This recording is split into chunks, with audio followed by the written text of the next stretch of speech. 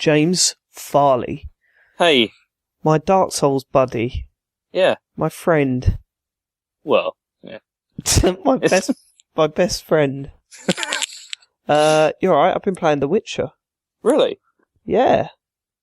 So that kind really of surprised me, because it doesn't really strike me as your kind of game, you know? It's not, but I was tricked into reviewing it by Spong, and so I had to put a lot of time into it, and turns out I fucking love it. Love a bit of Witcher. Yeah? Yeah, it's really good, man. I mean, it's hard going from something like Bloodborne to this, simply because the gameplay in The Witcher is... I didn't like it. I didn't like the gameplay. Mainly like the combat is just, well, basic, a bit dull, unsatisfying. The traversal might even be worse. Like, you've got a horse, and it does that thing where you kind of control a horse. You can, if you put it on a road and just hold down the A button, he just follows the road. But sometimes he just gets caught on things, and he just like decides to trot off somewhere. It's really frustrating. So when you're trotting about everywhere, you come across like random groups of enemies, as you do in these games, and you just don't want to fight them. It's just a fucking massive ball ache. So yeah, haven't been enjoying that side. So that's kind of mental, because like everybody that I've heard talking about it says it's amazing. You know, it is amazing. Like really into it. Yeah, it is amazing, because everything else is incredible. Like, the writing is just some of the best I've seen in games. The characters are just so memorable. They're so interesting, and their stories are just fucking superb.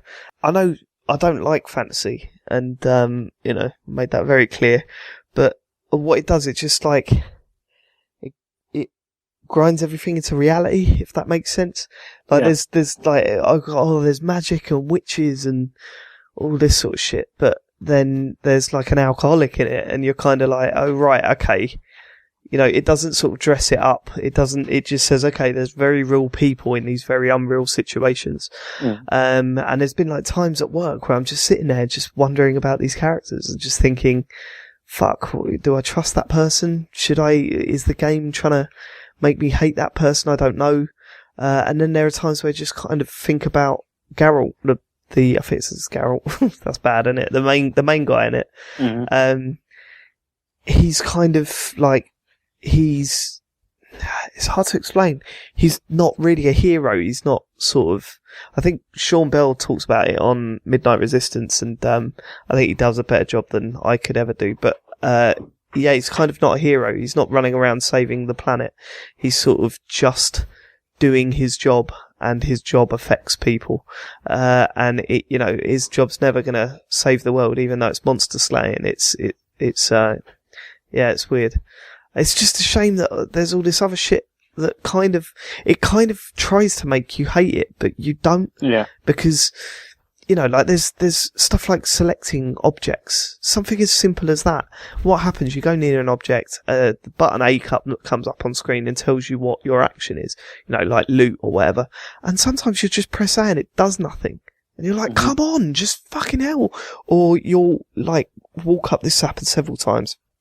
You'll find something on the wall and it says inspect with the A button, and you'll press it, but for some reason you just light a candle nearby instead, and you're just like, man, come on, fucking hell. But then those, 12 seconds of frustration are broken up with just hours of like just discovery. It's beautiful. It's really good. So, I mean, is it buggy then? Is it? I wouldn't say it's buggy. I mean, it was when it first released on Xbox One. There was some problems with suspended gameplay. Like, if you went back to it, sometimes it would just like, it will act as if it's forgotten your save and stuff, but all you had to do is restart, and things like that. But and it was really like, it would drop frames all over the place. But since they updated it about a week after it came out, it got a lot better. So it wasn't really a problem. But yeah, it's hard to say. I think you'll really like it, because you really liked Mass Effect, and it reminds me of that when I played that. Although Mass Effect, the shitty combat and all the stuff that was wrong with it got in the way of the story more. Yeah. So it's less of that in this. Yeah, you see, I've never played a Witcher game because I've got Witcher 2 because it was free on Xbox 360 a while ago. Yeah. I've never played it. So I've always been more into the Elder Scrolls games, and which, I don't know, maybe I should try it. I mean, now that, after E3 announcements and stuff, maybe I will be able to because, maybe it'll be backwards compatible eventually. Well, I mean, eventually. It's going to take a while to get the full list, I think. But, I mean, I would just play Witcher 3, to be honest with you. Wait until it drops in price, because from what I've heard, it's a big step up from 1 and 2. So, keep it in the back of your mind, isn't it? Yeah, will do. Yeah. Well, I've been playing Super Metroid. Why? Because it's brilliant. Have it? you never played it? I think I did when I was a kid. with no sort of conscious knowledge, I can't say that I've played it, no. It's a very good game still. Like, honestly, it's still a very good game. It's I mean, I like that style of game a lot anyway, because it's very similar to the Castlevania Metroid kind of thing, where, I mean, the thing is, if you like Dark Souls, you kind of should be interested in this, to be honest, because there's a very similar style, like, in some ways to this. I've heard links between these sort of games and Dark Souls before, and I just, I've never really, I tried to get into Guacamelee, but I hate that constant feeling of thinking you're going the wrong way. And I know you get that with Dark Souls, but I think there's definite signposts when you're getting absolutely battered by something to say, yeah, you're going the wrong way here. You get that with Super Metroid, though, because it's like, basically, you're exploring this gigantic world, which is really cool, and it's such an atmospheric game. Like, it's so incredibly atmospheric. And, like, you sit there and it's, like, 2D, but you sort of feel like you're there, because of the sound and everything. It's just brilliant. It's got good sound effects. It's like ambient. It's the ambient sound. It's really impressive. And it's like, you're exploring this massive map, and it's the same kind of thing where it's like, if you go somewhere and you're getting completely murdered, that means it's probably not you're not supposed to be there yet. So you try and find another route. And it's the whole thing where, like, you pick up an item, that gives you a new ability, and then you remember back, like, it's like a couple of hours ago, you're like, oh, I remember seeing something like that. I'm going to go back there and try it. And then, open something else. So it's still amazing. I mean, what are you playing? See, I'm playing on Wii U. Because it's, Virtual Console game. Have they done anything and I've had it for sort ages. of to tie it up a little bit for the Wii U, or is it just a straight port? It's just a straight port. I mean, the best thing about it is obviously you can play it on the gamepad, which is what I've been... I mean, to be honest, this is the thing with the Wii U, is I find myself playing pretty much exclusively on the gamepad. I rarely play games on TV. I don't know why. I guess it's just because, the kids are around, that kind of thing, so it's for that. But it still is an amazing game, and I think, because I've played the other Metroid games as well, like the more recent ones, like the 2D ones, and the thing people always complain about with them is that it's like, there's a lot of hand-holding goes on, where it kind of indicates where you need to go. And this doesn't do that, and you can kind of see why this is better, because it really feels like more of an achievement, like when you break through and like you're doing it yourself. It's amazing. It's really, really good. And it's also not that long either. From what I understand, it's about 8 or 9 hours or so, I think, you can do it in, and I'm about 4 or 5 in, so yeah, I'm hoping to finish it this weekend. That's pretty good. The problem is I'm feeling such a weight of games that I need to get through. Yeah. It's unbelievable. And that's partly my own fault, because I'm thinking, okay, I'm gonna really push through on Bloodborne now, and instead I'm sitting there playing Destiny until 2 in the morning. It's just, that fucking game is just, I can't stop. I should really stop, but I can't. I had that, because you gave me that, I got that Master Chief Code collection, you got ODST, me yeah. Well, you see, I put in that and thought, okay, I'm going to install that now and have a go. And then I started playing Combat Evolved, and I haven't played that for quite a while now. And I started just playing that, and I just got to the library. It's like, it's still an amazing game. It's still like absolutely amazing, that game. It's really fun. I never really liked ODST. It was the one this is Combat Evolved, not ODST. Sorry, totally missed that. Oh yeah. It all goes downhill at the library, but then starts picking up again afterwards, doesn't it? Because it's all like, because it's been tarted up as well, because it's the the re-release version. Yeah, the 360 version, yeah. Yeah, it looks really good, and it's still really fun. I'm liking the look of Halo 5 as well. It's all go, isn't it? Mm-hmm. Just non-stop. I just want... It is, yeah. Maybe just stop for a bit. Maybe just put the industry on pause Well, it's alright. I mean, if you're into Nintendo games, you can do that. But it's like we'll come to that. Yeah, well, actually, if you want to know our opinions on E3, we're suddenly out of nowhere doing a Joypod special, so we won't talk E3 here. Yeah. But if by the time this is out, the Joypod special will be out. So search Joypod on iTunes and listen to us there with a few other favourite podcasters. And not so favourite podcasters. So check that out. Okay, right. So let's get to the Souls. Let's get to the Souls. Yeah, so since we last spoke, I have made some progress, actually. Excellent. But I don't think I went in the place that you intended me to go to. Okay, this is going to be a problem, isn't it? You need to focus. You need to win my love background again after last time, James. So I don't know what you think you're doing. Yeah, fuck you. What have you done? Okay, where did you tell me to go last time? To Sif. To Sif. That's what I said. Straight ahead, through past all the sort of ghosty, human-y type enemies, across the big bridge to the fog wall. Yeah, I've done that. Okay, so anyway, hold on. When you say you've done that? Yeah. What do you mean? I mean, I've done it. You've killed Sif? Yes. Are you fucking kidding me? When you're telling me this is the wolf thing, right? Yeah. Yes, I've done that. Yeah. Oh my god! Well done. How? Jesus, this is big news. Well. Okay, because I got there, on the way I also joined a covenant as well. Yeah. Those things. I don't know what is going on with that, so I'm waiting. I think I can tell you. I think I know that one. So I think you get an item or something, and you know those things that, like, those human-looking dudes that hang out in the forest? Yeah? Yeah. You can become one of them and ruin someone else's game. Oh, nice. I think trolling. That might not be the correct thing, but we'll find out soon. Because you can ask people that actually know what this video game's about. I've got a whole laundry list of questions. Excellent. I'm looking forward to that. So that should be next week's show, by the way. So how did you find the fight? Well, okay.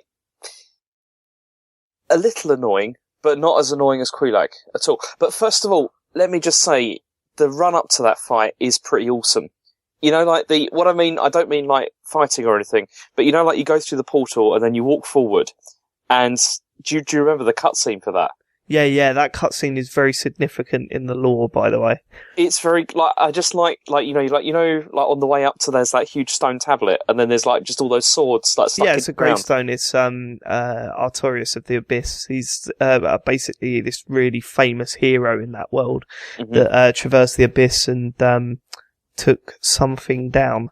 Now it's not really a spoiler because it's all explained in the DLC, but the Sif is his basically his pet. Right. And he's obviously just waiting by the grave of his owner. And it's just wonderfully done, I think. I just think that whole cutscene's great. It looks really good, actually. I mean, my opinion of this game visually is not, it's not the best looking game, but that bit did look very cool.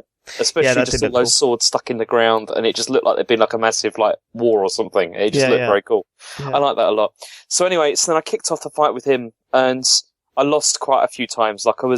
But it was to the point. It wasn't like other battles because I was doing damage to him, pretty good damage. Yeah. Because I did did you tell me this? I'm sure you told me this about how you get underneath him. Probably. Yeah, I can't remember.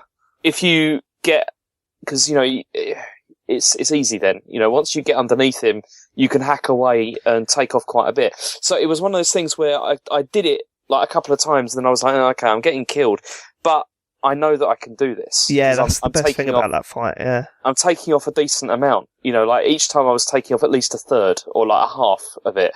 And then one time I even got him down to he only had about a quarter left, and I was like, yeah, I can definitely do this. But even so, I still thought I want to make this a bit easier for myself. So... Because, it's like that. So I went back to the blacksmith and, because it's not that far, from there. It's really not far. And, I spent some time, farming souls, up, where the first bell is. Yeah.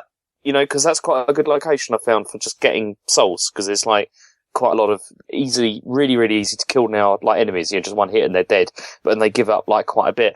So I spent some time and I upgraded the Drake sword, to, I think it's +2 now. So it's like a bit more powerful. I upgraded my armor a bit. And, then I thought, okay, I'm ready to go back down there. Just for a bit of advice at this point, don't upgrade that Drake sword too long. Okay. Too much, because you will want to get rid of it at some point. And your next weapon you're really going to need to upgrade. So, yeah. Just okay. a little bit of advice there, James. Great. So anyway, I went down there, and then after I'd upgraded myself, I think I tried about 3 times, then I did it. And, it really, I found that the best place to do it was to actually not move in too far and to try and keep him sort of close to the entrance, if you see what I mean. Yeah, that's absolutely, that's what I did, yeah. It was harder for him to hit you then. But that move where he swings the sword round twice is really annoying. It is really bad. Because I know there is a tell. I know you can see when it's going to happen. It's a huge tell as well. Once but you don't have time to get out the way. You do. Is the problem often. You totally do. Well, I didn't. Anyway, remember rolling when you're invincible when you roll. So, if you see that coming, just roll the fuck out of there. I know, but I think the timing on my roll was not that good because I kept on still getting sliced by it. Even if I rolled. So anyway, but I still did it. And it wasn't too bad. Although, actually, I got nervous when I had him down right to the end. And then, from a distance, I was just shooting him with my crossbow. But then it totally does that. It does that amazing thing where he suddenly becomes injured, right? Mm-hmm. And I just absolutely love that. Yeah, it was like hopping along. And then, for a second, I thought, oh, it's a bit sad that. And then I thought, no. And then I just loosed off a few more arrows and killed him and then felt pleased with myself. Cause, I just absolutely loved it because that end bit where he is limping towards you, I genuinely felt it horrible for some reason. I don't know why, but I get like that with certain games, and that really hit me. I was like, oh fuck yeah, I am actually battering It's suddenly become a little bit more like, oh my god, this is an animal and not just some big enemy thing. Yeah. You know what I mean? And then that was the moment where I started questioning what I was doing at all times. I was like, why am I fighting this thing? He was here on his own, and I've just run in and just started battering him with my sword. There's no real reason for me to do it. I mean, there is, because you can't progress through the story without taking him on, but I definitely think it had that sort of Shadows of Colossus vibe to it. You know what I mean? I don't know. I understand what you mean, but I just thought he's trying to kill me, and I'm quite happy to do him in, to be honest. The dark-hearted Farlong. That's your Dark Souls name. Well, anyway. So there was that. So I did that, and that was done. That area, is there anything there at all? No. There's nothing there. Okay. I think there's something behind the gravestone. Yeah. There was a what's it called? There's a ring. There's a ring. That's the one. Yeah, there's a ring. Okay. And is that's? Have you read the item description on that? Yes. Yeah. That's the one that you need to traverse the abyss, right? Yeah. Yeah. Right. Yeah. Okay. So now that you've got that ring, that's important. That's the important thing.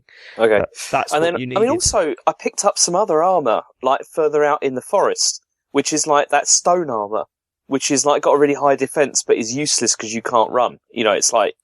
Right. Yeah, but then you can get Havel's ring. I don't know.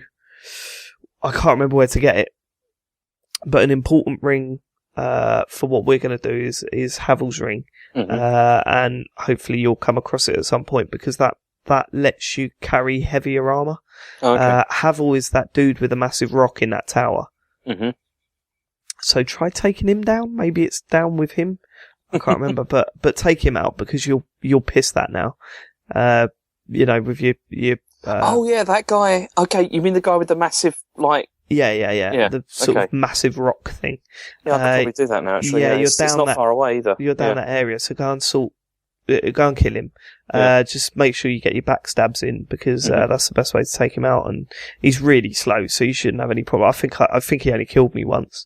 Mm-hmm. So yeah, you should be fine. Yeah, so I did that and then but also, in between this, I also accidentally kind of went exploring a bit. Because when I was up by the blacksmith, that gate has opened. The one that's it's Sen's Fortress. Yeah, I wandered down there. That's where you got to go next. That's all good. And then ran back out again because those enemies, snakeheads. I can't. I like one hit, and it's like I can take a tiny bit of health off them, and then what do I do with that? Really? Oh, yeah. I mean, I was doing virtually no damage to them. Just backstab them. Just backstab them. That's the most important move in Sense Fortress, I think, because a lot of them they'll take 2 or 3 backstabs and they're down. So yeah, you know, you've been backstabbing things. Yeah, I know how to do that. Yeah. So it's just like creeping up on people, isn't it? It's, you know. Well, it's kind of like that. You can roll behind them and stuff. They're really easy to get behind and just backstab them. But yeah. Did you come across the? Did you get hit by anything else in that opening area in Sense? No, I didn't, because I was kind of wise to that, because it was I trod on something. That's right. And then I was like, oh, like that, because then I thought, okay, I dodged to the left, and but think about it, James. Mm-hmm. You can use that to your advantage. Oh, yeah, I thought that. There we go. So, think about that. I mean, that's very handy. Those traps are very handy. But basically, Sense Fortress, the way I saw it, was Dark Souls dipping into Zelda. It's got, 1 or 2 very simple, basic puzzles in there. But it's mainly just, very blocky sort of areas that you've got to get through. Mm-hmm. But yeah, so your next task, take down Havel, because you'll have no problem with him now. Yeah. Then go through Sense Fortress.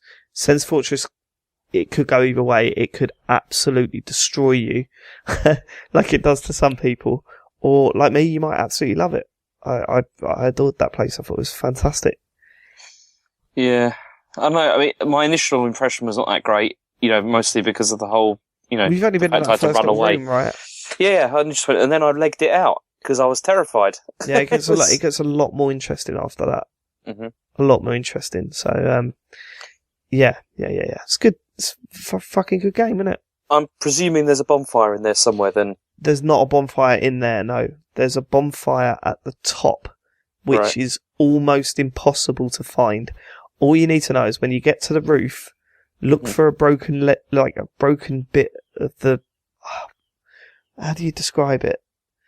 It's like a barrier stopping you from going off the edge of the roof.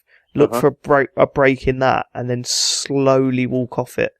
I was going to keep this to myself, but it will absolutely infuriate you, especially if you get right the way to the end, die, and then got to go back down to the beginning bonfire again. Yeah, it's a fucking nightmare. But so is it big then? This fortress, is it like massive? Yeah, it's quite big. It's quite big, sure. But then it's pretty good because you can open shortcuts and stuff, or not so much shortcuts, but once you do certain things once, you won't have to keep doing it again. So okay, it's good. It's good. That's not so bad. Yeah. So yeah, it's good. I mean, I quite enjoyed the fight with the wolf because it wasn't too bad. It's a good battle. It didn't really do my head in, so it was not so bad. It is a good battle.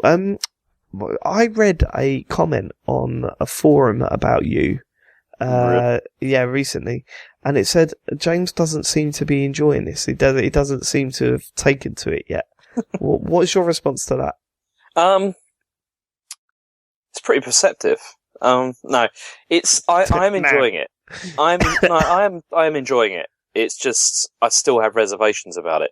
What are your reservations? Well, I don't know. I mean, sometimes it does just still feel a bit cheap. Like in the sense of like, the way you die and stuff like that, it still feels a bit like, and it is infuriating. And I know it's all like, oh, it's your own fault, if you haven't done it right. But it still is annoying, it's still irritating. Yeah, but when you say cheap, what do you mean? Well, just sometimes, I don't know, it just feels like, death is really easy sometimes, like too easy. It's gonna happen. That's a little bit worrying then, because, Sen's has got probably the cheapest death that I experienced in Dark Souls, and it really fucked me off. I mean, you'll get there. The things I don't like about it are, it looks cash. Like, it does. It doesn't hold look on that good. To that. I guarantee at one point soon you're going to turn around and go, okay, that looks really fucking good. I guarantee it. You're totally right. I didn't think it looked very good, and some areas still definitely don't. But there's going to be one bit that you come to in a bit where you'll go, holy fucking shit! All right, fair play. Mm-hmm. And I'm looking forward to that. It's just that. Oh, I've got a whole bunch of questions, actually. Maybe I should save it for the conference call, because maybe you don't know anything about them. Just about items I've got, because I want to know what to do with them. Well, no, I can answer that. That's not law, is it? Well, you see, the other thing I've got is I've got loads of those, like, like large Titanite shards. Yeah, okay, yeah, they're for like forging weapons, and you'll need them later. Don't worry about that now. Right. Just collect them. Because I've got loads of stuff like that, but I don't know what to do with it all. Like what? Like what else? I don't remember. Like, off the top of my head, I don't remember. Listen, for the other one, I'll make a list, because I want to ask about all of them, because I'm curious. And it's Yeah, but this is the thing, right? This next podcast is a lore and story based podcast. Yeah. There cannot be, what does this item do? Yeah, but those items are all part of the lore, aren't they? Yeah.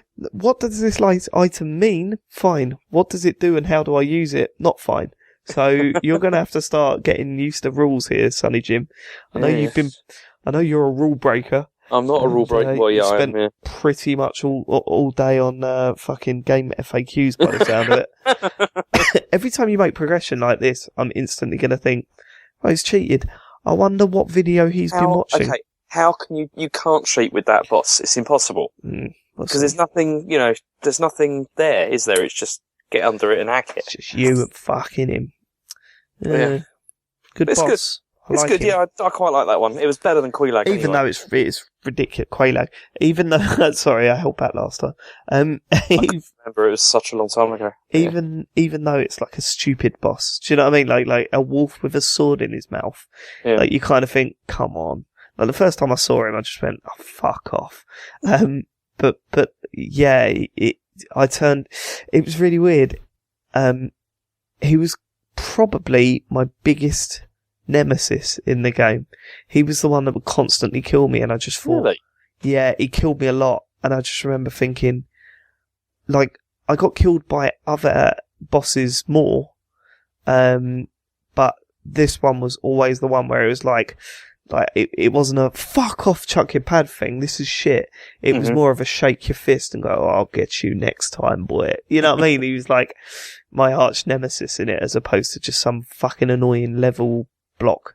Yeah. So see, I still for me, the worst thing in this game was close to the beginning. The little dude under the bridge with the sword and spear. No. That's although every time I go past there now, I can like flick him the V's because he's so easy now. But no, what was it? Oh, I even forgot it was called. The one with the dogs. The Taurus demon. Yeah, is it the Capra demon? Yes, that one, the Capra demon. That's still the one that was the most difficult for me. It took me ages to do that one. It really did my head in. He's notorious, that fellow. He's infamous. Yeah. What was it? 3 or 4 times I took him out. Easy. Piece of piss. Even Quelaag was easy compared with him. Like, seriously, it was those dogs. It was those dogs. Quelaag was probably easy compared to him because you cheated, James. I did not cheat. Oh. You cheated on Quelaag, right? How? Wrong. How did I? You said you looked up game facts, tips how to take her down. Yeah, but it didn't help. It was just like, get close and do the thing, wasn't it? But what? You cheated. Whether it helps or not is irrelevant. Cheated. Either way, that one was the worst. It was absolute scumbag. Yeah. All right then. Well, I'm going to call you back in a bit to talk E3 on another podcast. Yeah. But I'm feeling very angry still, to be honest. But I can't wait for this. It's going to be really fun. All right then. All right, take care. I'm going to go for a shit. I'll see you later. I'm going to go and have a go at that. What's it called? Yeah, the fat guy in the tower here. Yeah. All right. Good luck. See ya. Bye. Bye.